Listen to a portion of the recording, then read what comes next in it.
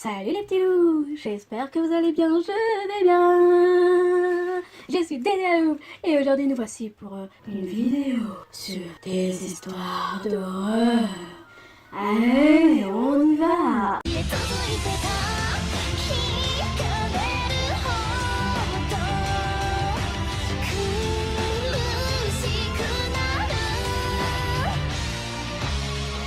Alors, nous allons faire...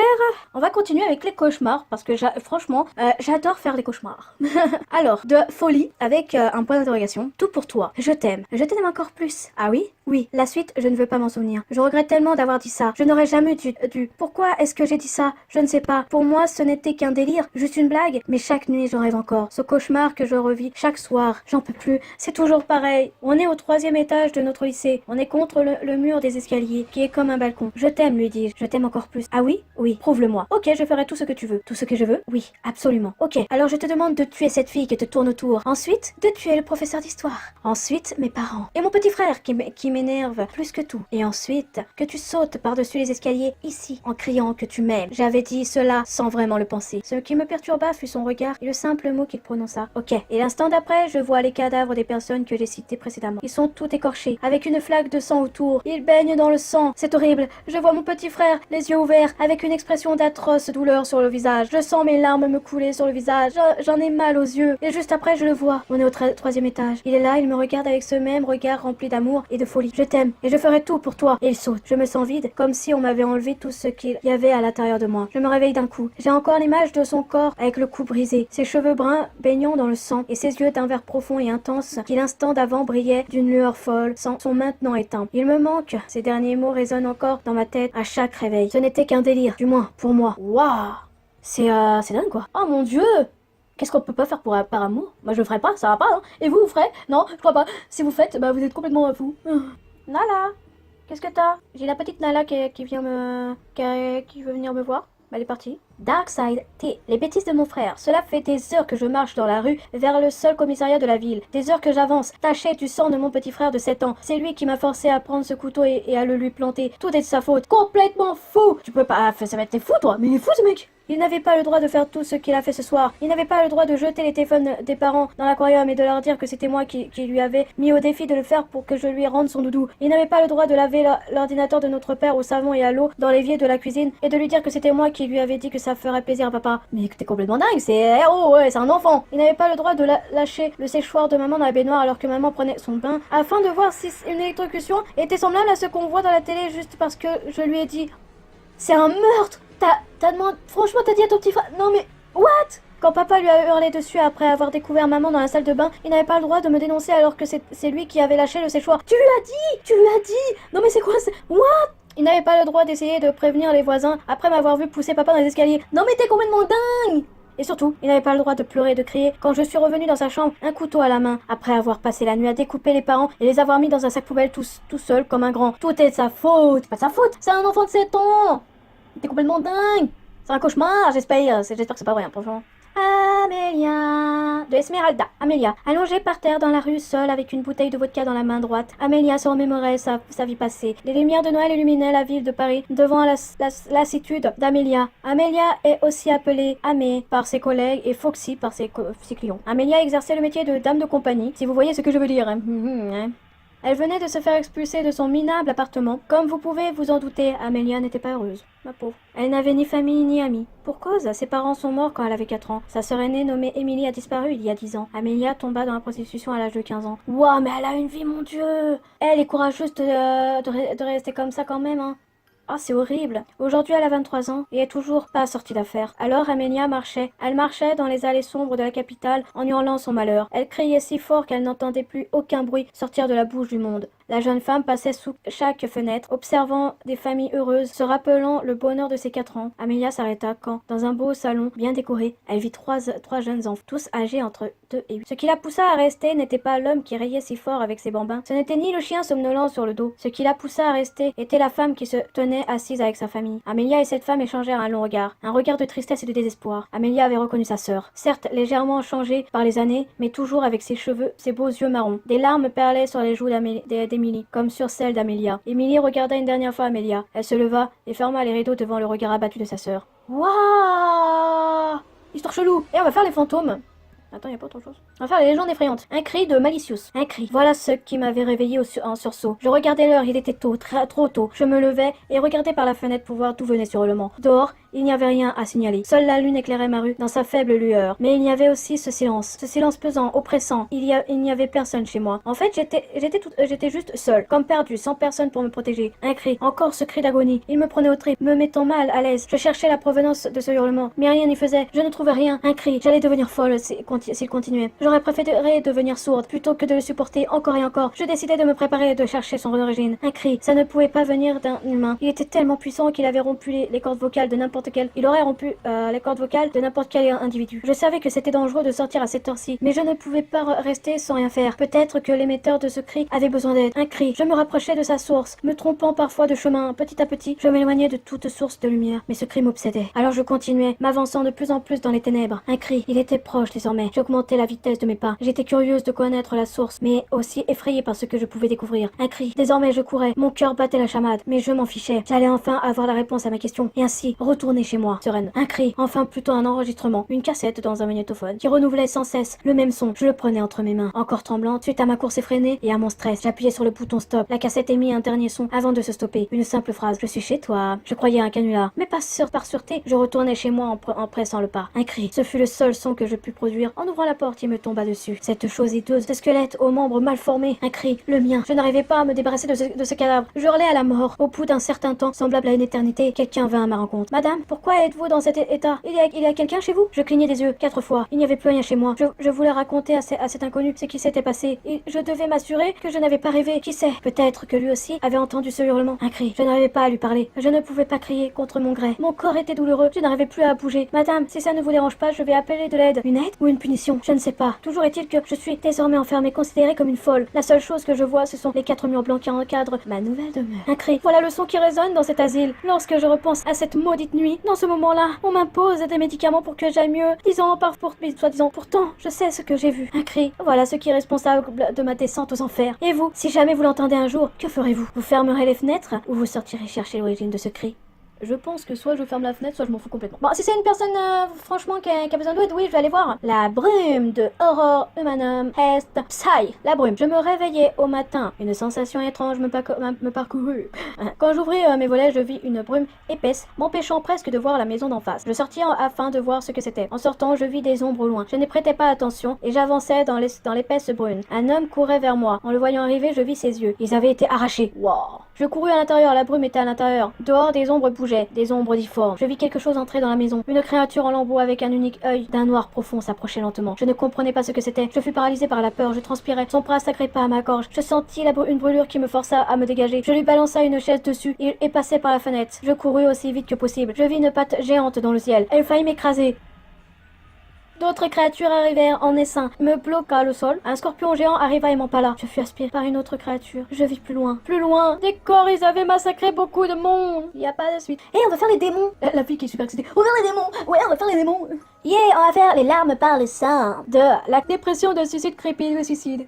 C'est gay comme surnom. Alors, dégage. T'as pas ta place ici, le pauvre. Pars-toi et va t'acheter des muscles, tapette. Allez, retourne chez ta mère. C'est la seule femme qui t'aimera. Wow. Eh, c'est violent, hein. Eh oh, calmez-vous. Ces mots, ces insultes. J'en avais assez. Plus qu'assez. Heureusement, je l'ai trouvé. À moins que ce ne soit lui qui m'ait trouvé. Mon salami, il faut que je remette mes idées en place. Que je me souvienne de ma vie avant de le rencontrer et de tous les bienfaits qu'il m'a apportés. De comment il a changé mon existence. Alors je saurai ce qu'il me reste à faire. Un jour, je suis née. Depuis, ma vie n'a été que souffrance. Mon père est mort lorsque j'avais 2 ans. Me laissant seule avec ma sœur, alors âgée de 8 ans. Ma mère, technicienne de surface.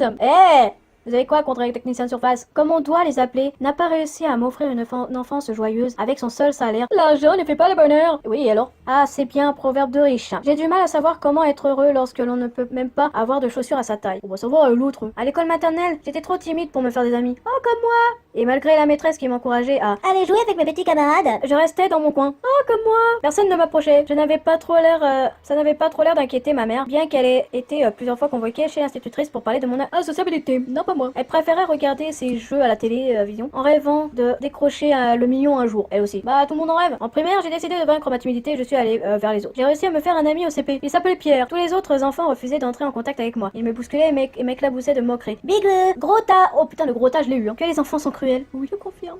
Je le confirme. Je suis désolée. Il ne fait pas bon avoir un physique ingrat en société et ce dès l'enfance. Au cours de l'année, Pierre a déménagé et je me suis retrouvée seule. Un jour, je crois que j'étais en CE2. Ma mère a été convoquée par l'institutrice. Elle pensait que j'étais surdouée. Ma mère a ri. Non mais sérieux là? Ne l'a pas cru une seconde. Raisonnement stupide. Mon fils surdoué? Avec de si mauvaises notes? Ouais, super la mère. La professeure a bien tenté de lui expliquer, mais ma mère a toujours été bornée. Nous sommes rentrés à la maison et en voyant mon bulletin scolaire, exécrable que l'on venait de recevoir par la poste, elle m'a frappée. Sérieux? Je suis bien supérieure à toi, maman. Tu l'as vu aujourd'hui. Je venais d'entrer au collège lorsque ma sœur s'est fait violer. Mais pourquoi à chaque fois à chaque fois que je fais une vidéo dessus, il y a toujours ce genre d'histoire. Elle avait 16 ans. Voilà ce qui arrive lorsqu'on part faire son jogging un soir d'hiver dans les bois. D'accord. Je me souviens exactement de la date. On était le 23 décembre. Juste avant Noël donc. Cette fête hypocrite où les riches célèbrent la joie d'être en famille tandis que les SDF crèvent de froid dans des cartons. Bon ça va, t'es pas encore à ce stade-là. Hein. Après enquête, un suspect a été arrêté. Une vieille pourriture de la soixantaine qui a été reconnue innocente après jugement. Torturez-le, pendez-le, pendez-le, pendez-le. Non, je rigole. J'étais sûre que cet homme était coupable. Je le voyais dans ses yeux au tribunal et l'ont relâché. La justice est bien à l'image de notre société. C'est pourquoi il vaut mieux la rendre soi-même. Non, pas vraiment. Me voici donc arrivé au jour où je l'ai rencontré. C'était avant-hier. J'étais partie me recueillir sur la tombe de mon père après le lycée. Le cimetière est sans doute le seul endroit où je me sens à l'aise. Les vivants ne me comprennent pas, je n'ai qu'à me tourner vers les morts. Ouais, si tu dis. C'est alors que je l'ai vu. Ce collier en argent sur une tombe voisine de celle de mon père. Un rubis y était accroché en pendentif. Que faisait un objet aussi précieux ici? Le rouge sanguinolent de cette pierre précieuse pénétrait ma pupille et s'incrustait dans mon âme. Il me fallait ce collier, je le savais. J'ai tout de suite saisi le bijou et je l'ai accroché autour de mon cou. Le rubis pesait lourd. C'est alors qu'un gardien du cimetière m'a interpellé. Hé, toi, le pilleur de tombe! Je me suis retourné, pris d'un sentiment de panique. J'ai alors vu l'homme qui se dirigeait vers moi se tenir à la poitrine et tomber par terre. Je me suis approché effrayé. Il ne respirait plus, choqué d'avoir assisté à la mort d'un être humain. J'ai couru jusque chez moi sans réfléchir. Mon collier était si léger tout à coup. Ma sœur était partie vivre à Paris avec son copain. Ma mère, quant à elle, regardait toujours la télé et elle ne faisait guère attention à moi. Je me suis enfermée dans ma chambre, hantée par le souvenir de la scène à laquelle je venais d'assister. J'ai caché le rubis sous mon t-shirt avant de descendre dîner. Il ne fallait surtout pas que ma mère remarque cette pierre précieuse autour de mon cou, car je suis sûre qu'elle aurait voulu la revendre. Ouais. Je n'ai pas retiré le collier lorsque je me suis couchée. Le lendemain, je suis allée en cours, comme d'habitude. J'étais horriblement fatiguée parce que j'avais très peu dormi à cause de nombreux cauchemars. Dans le bus, je somnolais, mais j'étais toujours ramenée à la réalité par un choc. C'était comme si, voyant que je m'endormais, mon corps m'envoyait une décharge électrique pour me maintenir éveillée. C'est lors du repas au self que j'ai commencé à vraiment me poser des questions. Je mangeais seule à ma table comme d'habitude. Le plat baignait dans l'huile, si bien que j'ai malencontreusement taché le vêtement d'un gars de la table d'à côté lors d'un mauvais coup de fourchette. Ni. Ce crétin a commencé à me chercher. Il s'est levé et m'a bousculé. Je suis tombée de ma chaise et ça l'a fait rire. Il faisait le fier devant sa copine. Je me suis relevée sans rien dire, mais il m'a poussé à nouveau et je me suis encore retrouvée sur le sol. Il m'a ensuite donné un violent coup de pied dans la jambe en m'insultant. Allez, défends-toi, c'était un mec. Je sentais la rage prendre possession de mon corps au fur et à mesure de ses coups. J'ai tenté de me remettre debout en le regardant dans les yeux afin de lui faire comprendre qu'il ne m'impressionnait pas. Il a mis ses deux mains sur son cœur et il est tombé à terre. Sa copine a hurlé et s'est précipitée sur lui. Il ne respirait plus, je le voyais bien. Tout le self a commencé à s'attrouper autour du corps et j'ai couru pour sortir du lycée, paniqué et en pleurs. Mon collier me semblait bien moins lourd que d'habitude. Qu'est-ce que j'étais sensible à l'époque. Je marchais dans la rue plongée dans mes pensées. Ces deux morts. Depuis que j'avais trouvé ce maudit collier, il était la cause de mon malheur. J'ai voulu l'arracher quand une voix retentit, pas seulement dans ma tête, mais dans tout mon corps. J'ai d'abord eu un sursaut, mais cette voix était rassurante. Une voix de jeune homme, une voix douce, une voix d'ami. Ne fais pas ça, nous pouvons accomplir tant de choses, toi et moi. Je restais sans rien dire. Ce collier me parlait. Je sais que tu as souffert toute ta vie, mais écoute-moi, je te permets de prendre ta revanche. Ensemble, nous vengerons les larmes par le sang. La vengeance. Je connaissais son nom par cœur et il m'a été facile, grâce à internet, de retrouver sa trace. Ce salopard n'habitait pas bien loin en réalité. Une ruelle avec 2 habitations. Je n'avais qu'à l'attendre sagement devant chez lui. Bientôt 20h. Il ne devait pas tarder à rentrer de son travail. Ah, je crois que...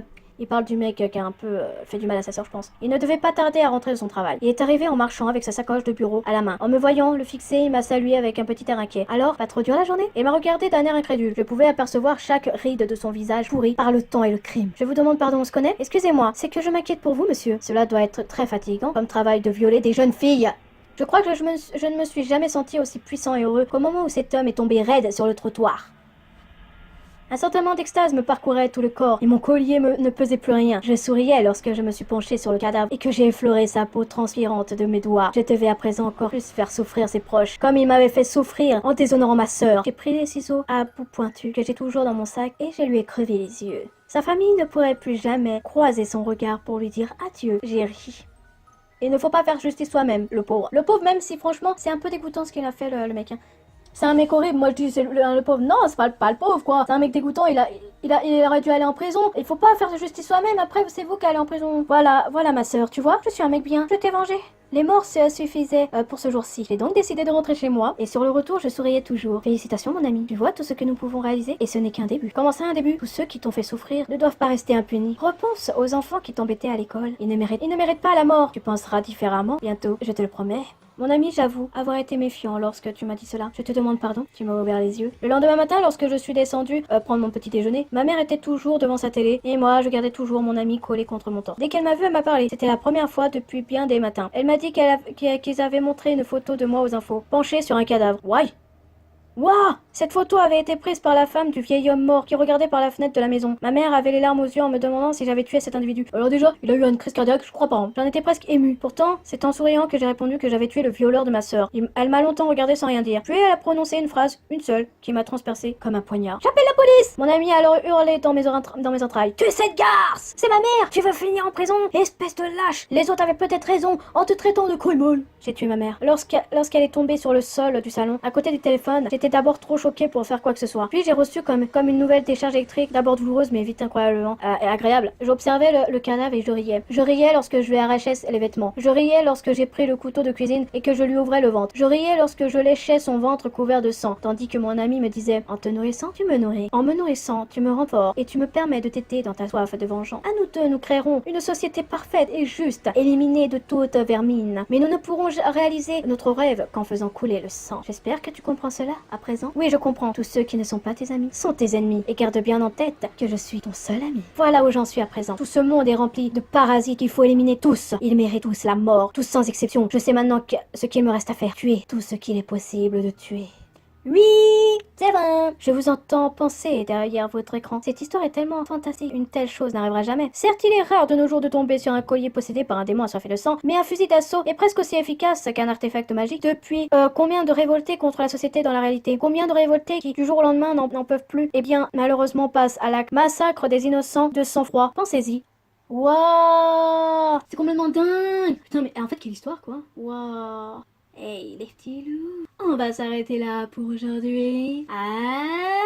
Allez, n'hésitez pas à liker la vidéo si vous avez aimé, à la partager si vous voulez, abonnez-vous si le cœur vous en dit. N'oubliez pas la petite cloche en bas pour les notifications de mes vidéos. Allez, bye les petits loups. Wouh!